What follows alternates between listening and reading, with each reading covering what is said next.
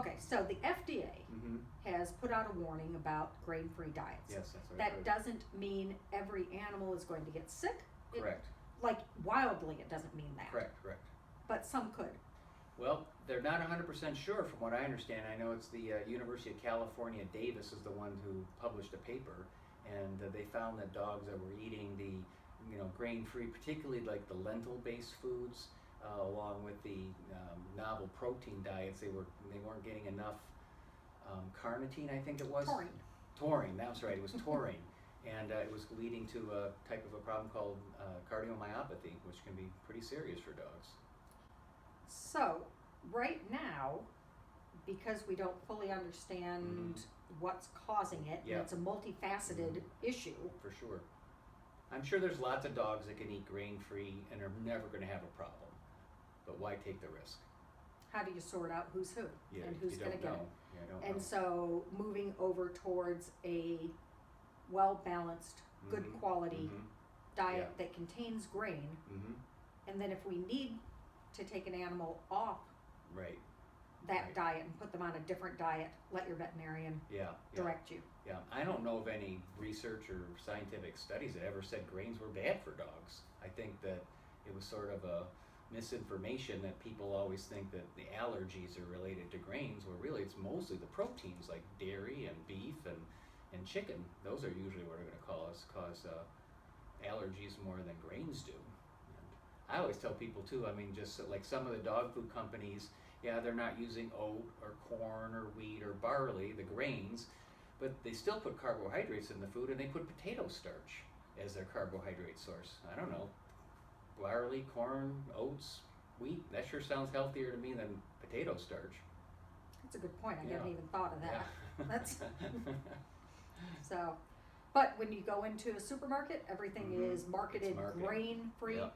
That is marketing. Yep. That is not based. I think a lot of dog food science. is marketing. It sure is. So I think a good quality dog food that has cereal grains in it, I think is a healthy diet to feed to pets.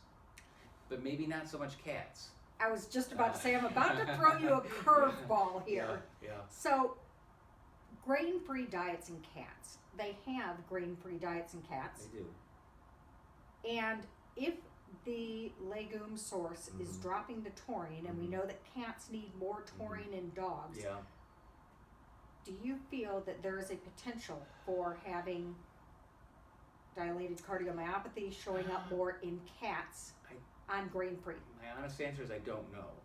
But the thing about cats is that they're obligate carnivores. They're meat eaters. So out in the wild, they're eating bunnies and mice and birds and things like that. So they're not really eating any grains. They're getting in the GI system. They're getting taurine and other sources. So I think that So I don't think grain-free diets are necessarily bad for cats, because I think the taurine problem has been so well recognized in the cat population that I think and I'm not 100% sure, but I think they add taurine to most of the cat foods. They add taurine, but would the legumes drop the taurine in cats more than... And I don't know that. I'm not don't sure, know. but I mean, it seems like that could be possible, because certainly some of the allergy diets are like a duck and green pea or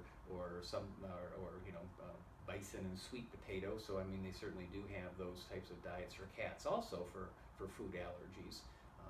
I'm not sure they've reported any increased incidence. The report I saw and heard was all on dogs. It wasn't on cats, but I'm sure that's information that needs to be studied. Yeah, that's the same here. I've seen it on dogs. I haven't seen it on cats, but it's concerning enough to think about for cats. Yeah, I agree.